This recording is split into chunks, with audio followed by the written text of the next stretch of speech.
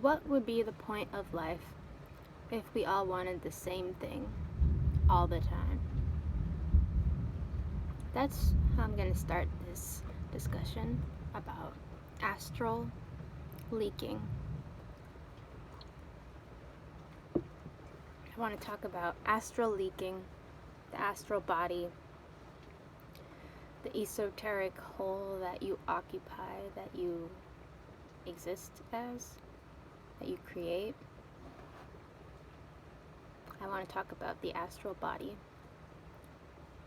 what it is, and how you maintain it, and specifically what happens when there's a hole in your astral body or your aura, and what you need to do so that you don't lose track of your entire life. Okay, so first of all,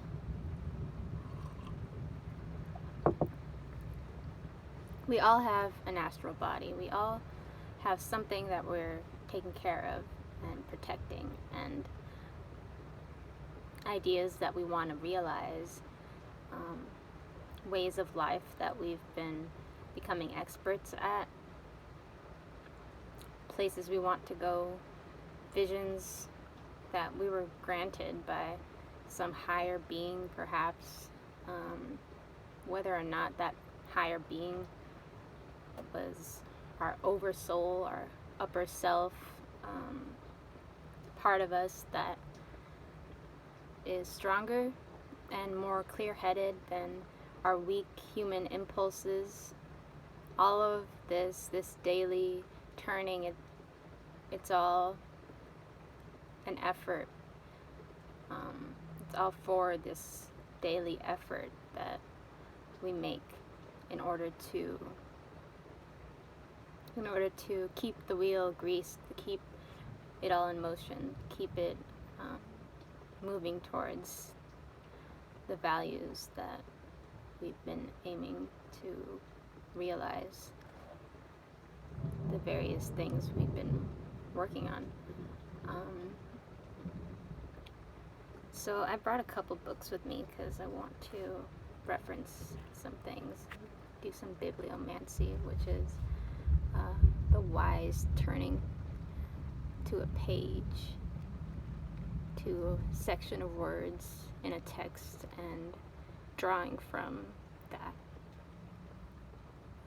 wisdom and knowledge that you can use in your growth, your spiritual growth.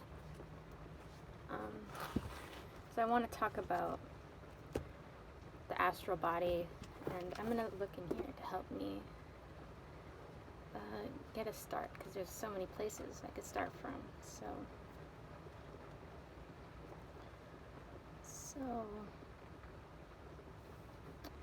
And this is a book that I'm looking at right now. It's called A Book of Angels. It's a book about angels, people's experiences with them, whatnot.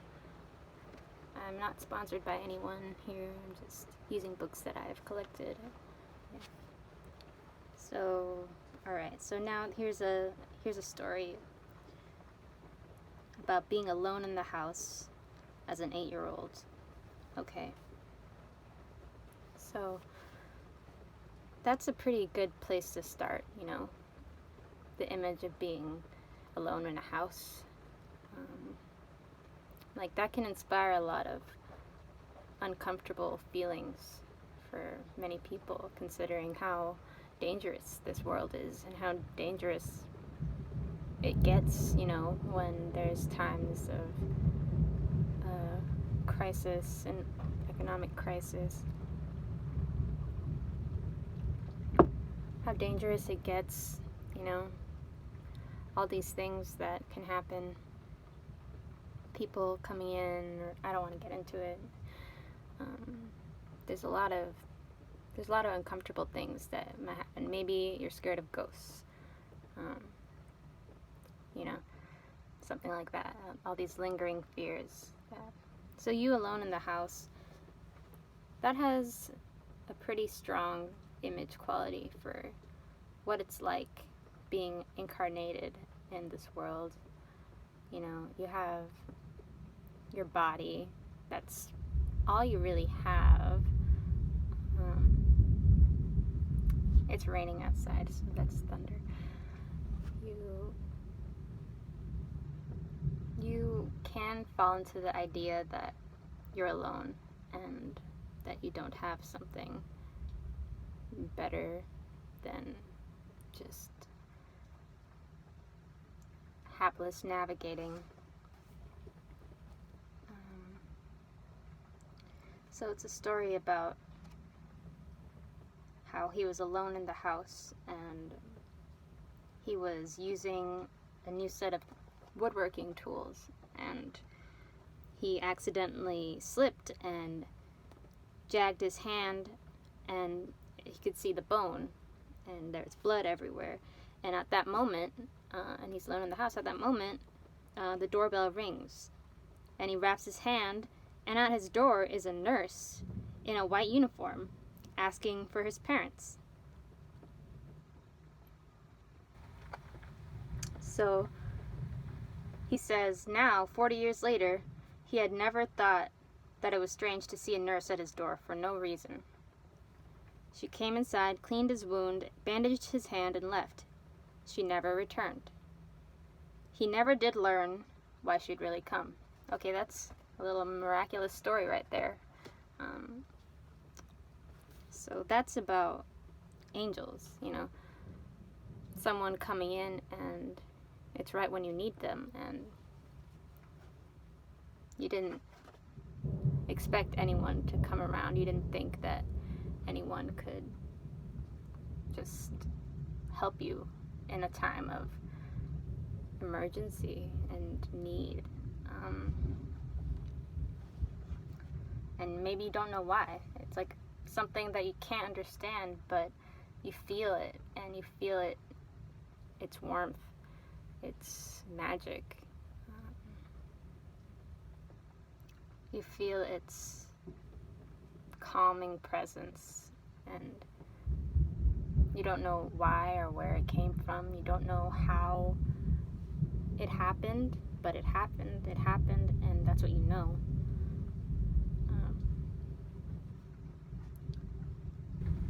So there's something worth connecting with that is not of this physical, earthly dimension, the physical, earthly problems we have to deal with, like paying bills. It has nothing to do with even needing to eat food, drink water. It's a problem of a higher nature that requires a higher solution than simply going to the store this once and getting a loaf of bread. It's a bigger issue that has longer baggage,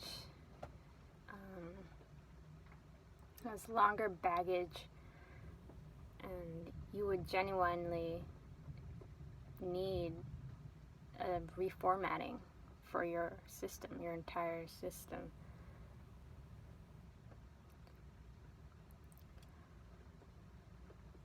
That is where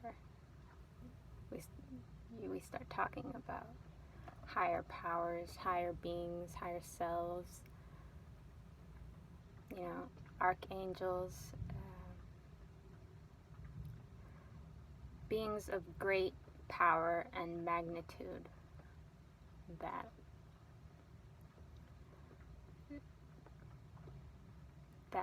are necessary to call upon and confer with and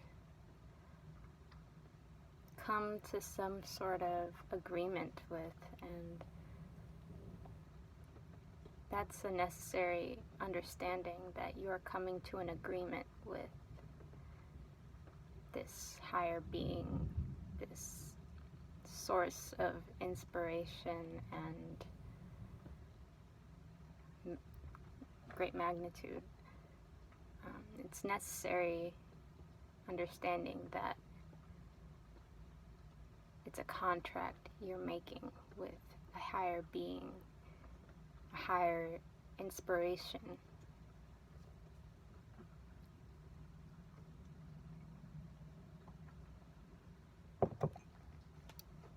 So that's a key word for this topic, which is astral leakage, is contract. We can talk about this idea as well when it comes to love and conditionality. You cannot have unconditional loving relationships with anyone or anything if you are not aware of the contract between you and that person, place, or thing. So, what does that mean? You have a contract that you must sign before entering any space, and you create spaces when you connect with something, some other. When you connect with some other, you create space when you connect with some other. That's a space that you're sustaining with an other.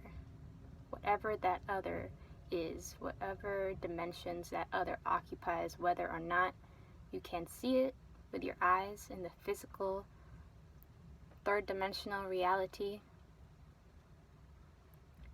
whether it's some other that you've only read about and you can visualize this being, this other, in your own eyes, you are still making a connection, you're forming a connection, and it will disintegrate as soon as you no longer sustain that connection by committing some aberration to the contract you two are connecting through. So the connection will disintegrate the moment you fail to uphold the contract. That's how it works. That's how it works.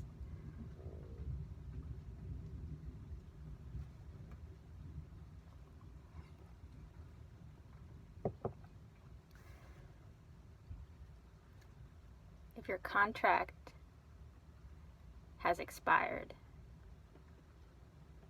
then it doesn't necessitate starting a new contract with that same other.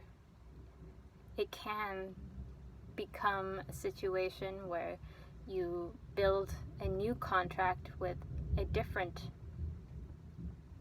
external other, or a different other in this infinite universe. It can be that you start a new contract with some other.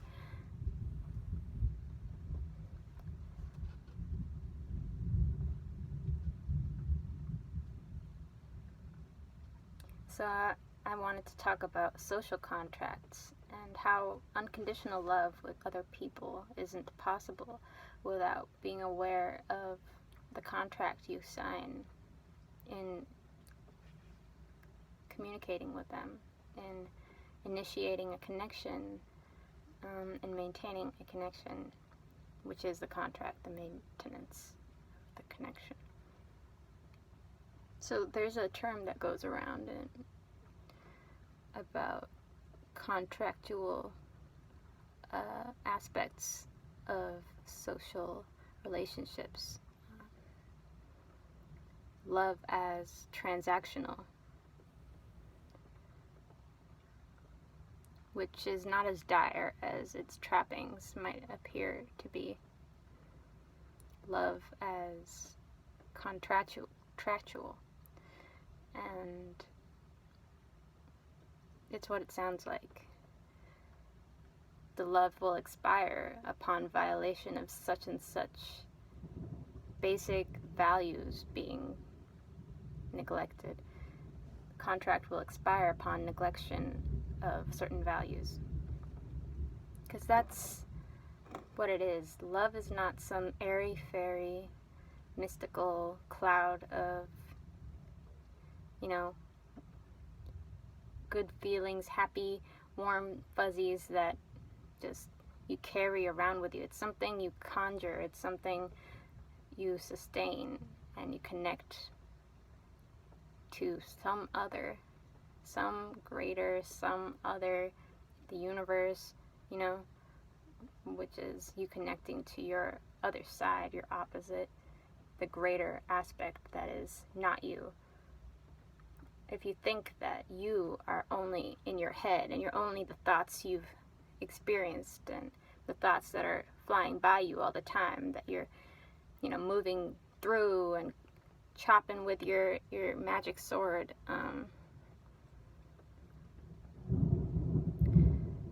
well, that's difficult.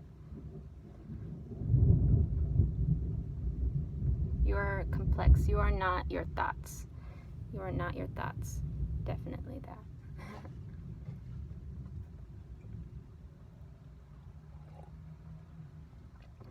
So, love can be connected, can be conjured and held up as a connection in being unconditional. It cannot be isolated and sold. It cannot be stolen. It's something you sustain by upholding a certain set of contractual agreements. So,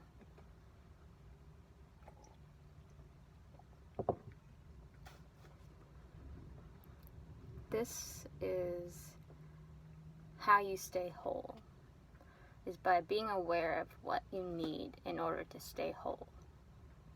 And once you know that, once you have an idea of what you need, that's when you can go on. That's when you can go further and develop your needs and, straighten them out, sharpen them, figure out which ones you don't need anymore, which are no longer needs right now in this time of your life. So an astral leak is happening anytime you've stopped allowing a certain need to voice itself. I believe that that's a very potent example of the voice, or a very potent example of how we wreck ourselves. We silence ourselves and we let ourselves be silenced, and maybe we get silenced by opposing institutions, forces, and we don't rise up. You gotta rise up. You gotta rise up. You gotta rise above. You gotta rise over it. You gotta condensate and precipitate and let all the passing by just pass by, pass on, go on, pass through, and know you won't be erased. You cannot be silenced. You can vocalize. You can have your voice present wherever you are, whatever time it is, no matter the situation. You can speak. You always have that. Always. So this is a really good example of what it looks like when you've got an astral leak. When you have an astral leak, all the baggage that is floating around you, if you are a living entity system with circuits and circuits connecting to other circuits, and being inside of a greater circuit, so interconnecting circuitry, circuitry that has an output and an input, like a river has a part that goes right to the ocean. A river has a mouth, and a river has an area where it's going out into the land. So it goes into the land and it goes back into the deep, big sea of water. There's both. And that's how we know it as a whole. A whole.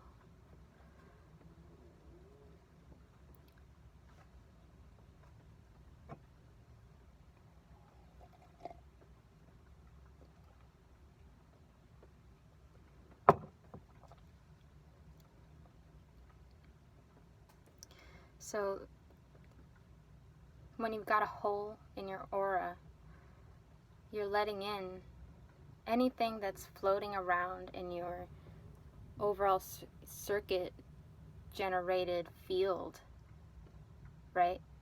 I was pointing out that you being full of all this vibrant electricity, all of these ions flowing through your body up and down, you know, allowing electricity to happen, you know, and it goes through your nervous system, it goes to your brain, you know, and that's how you become aware that there's, you know, a threat in the environment. Like there was just a wasp out there I just saw.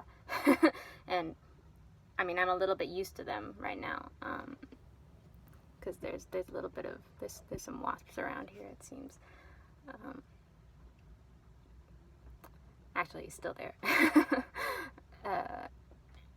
And you know, there's a little bit of a threat that I'm aware of, right? Because I don't want to get stung.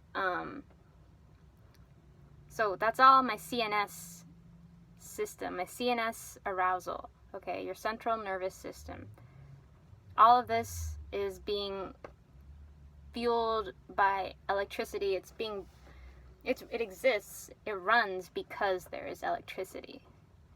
So all of this to say you have these circuits, okay? So all of your body, all of these layers and these systems that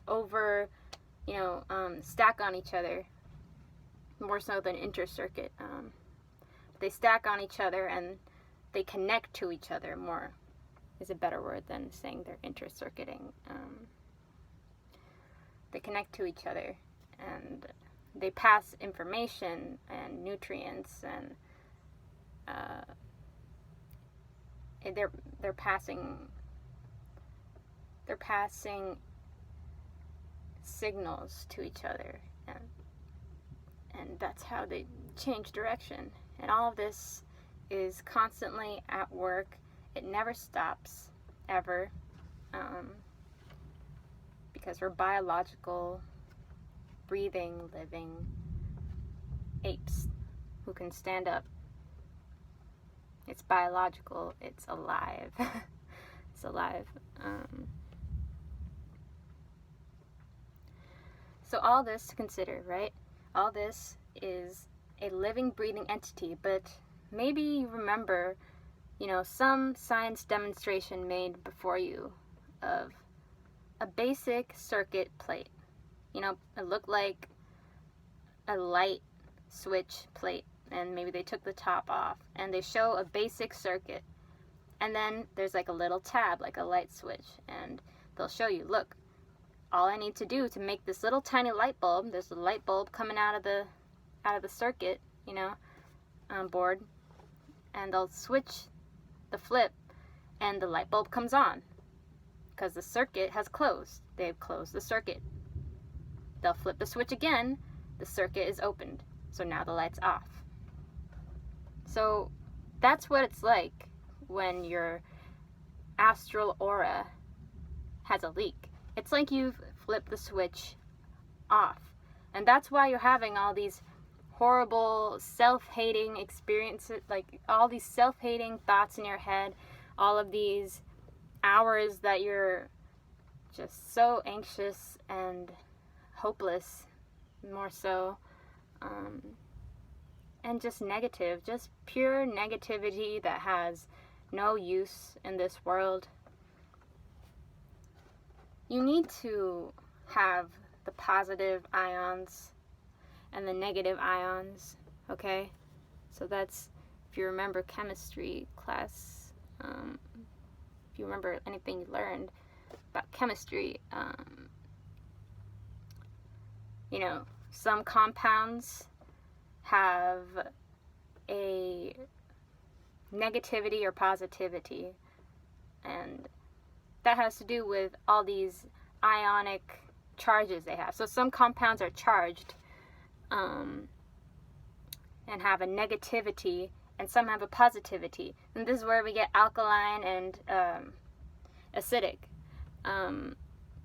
You need both. That's why water, we all need it. We're all 70+% water. Water has a pH of 7, which is right in the middle, because the pH levels are 0 to 14. So 7 is right in the middle. So we are right in the middle. And anytime our levels, our pH levels, get too acidic or too alkaline, that's when we start to feel sick. We start to feel pains, fatigue, maybe have all kinds of strange symptoms, you know, that are not supposed to be there on our bodies, in our bodies, you know. We will start to feel these bad sensations, and they're not psychological sensations. These are physical, bodily illnesses that we can be aware of. Illnesses and symptoms.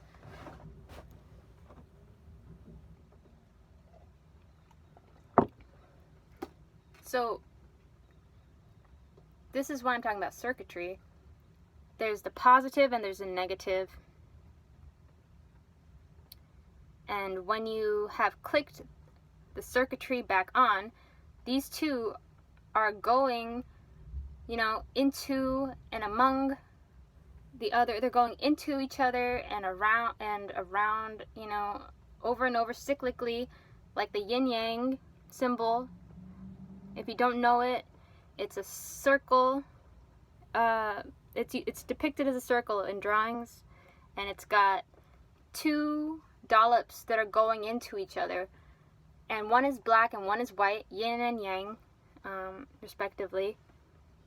And each has a circle, a center point.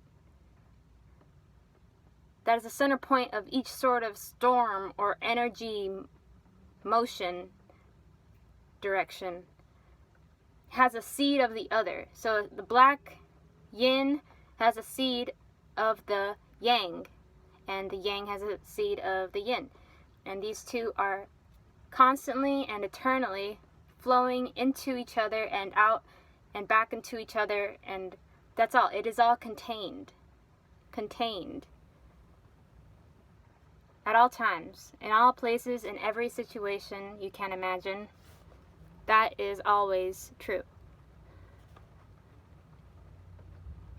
So with this in mind, I want you to consider your astral body, your astral aura, and to see what happens when there's a hole there. When has that happened in my time, my lifetime, that I've noticed that there is a vital missing aspect? There's a vital missing thing.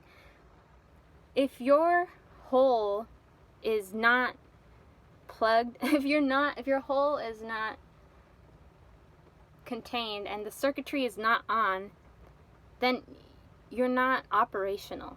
You're currently not operational. I wanted to bring up this idea of astral baggage, is what I like to call it, and that's what I refer to all the extraneous thoughts that I mentioned earlier. You're just chopping through all the way. You keep going. All of these thoughts and worries, mundane problems. I need to go to the store. I need to go to the bank. I need to go do this thing, this errand I've been putting off for 2.5 months. And I gotta do that, this, that. Oh no, there's a leak in the garage. Oh no, there's all these dead plants on my porch, and they all think I'm bringing bugs in or something like that. All of these external worries. That's what you're cutting through all day, every day.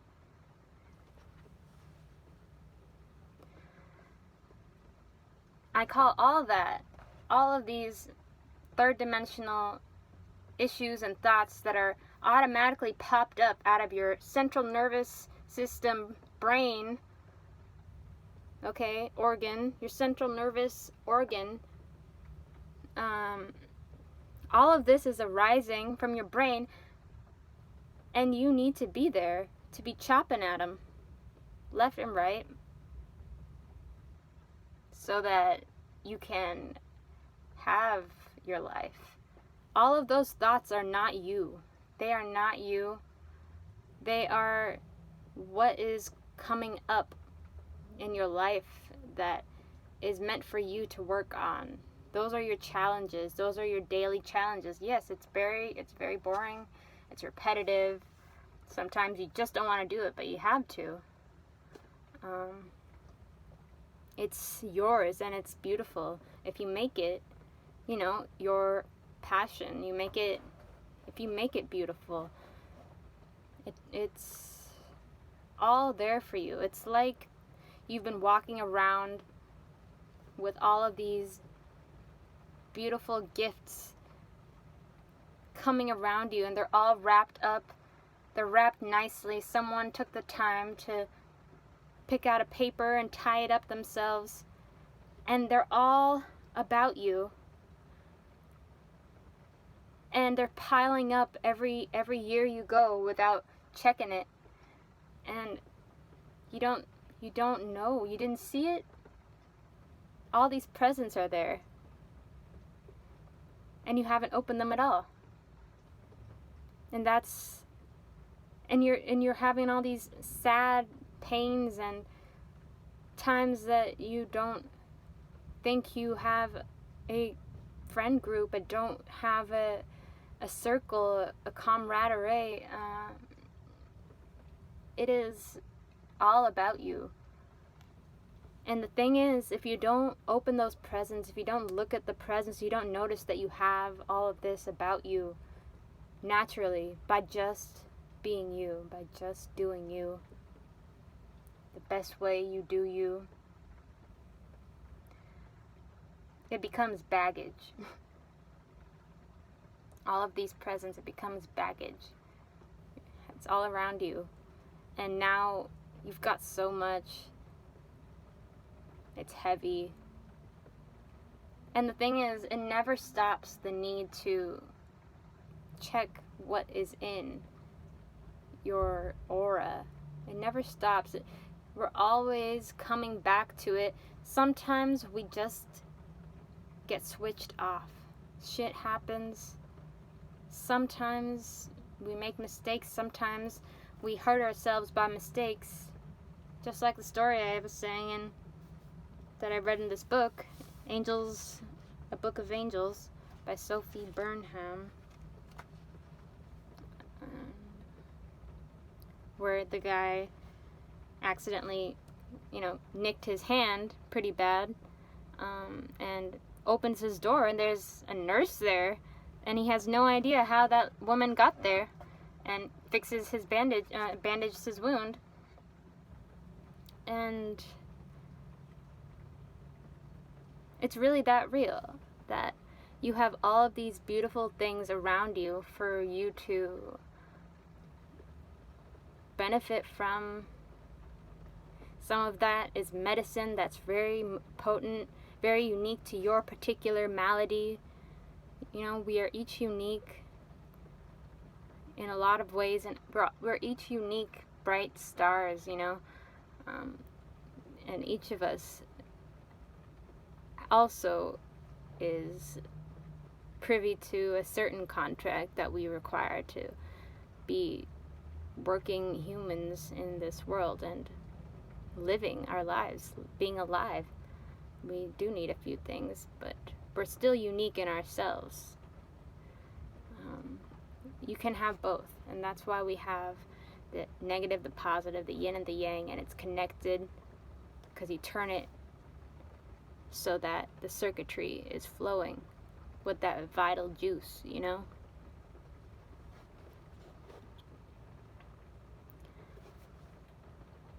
It's the vital juice.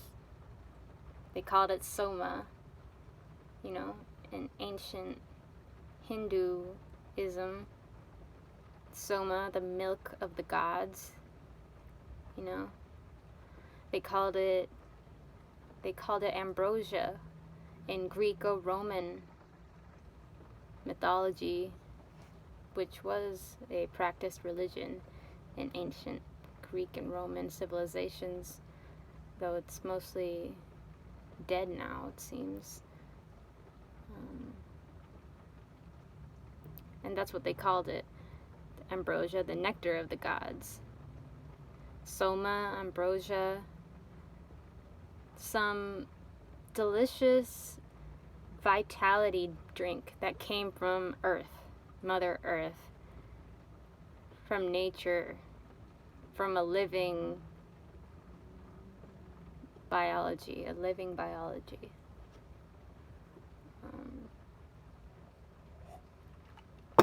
And this is what you connect to when you close your astral leaks and holes. And you need to know that. You need to know that. It's both. And they're holding hands and trading parts of themselves. And we keep them for a temporary amount of time, and we do it forever. We keep going forever. Eternal love, compassion, freedom,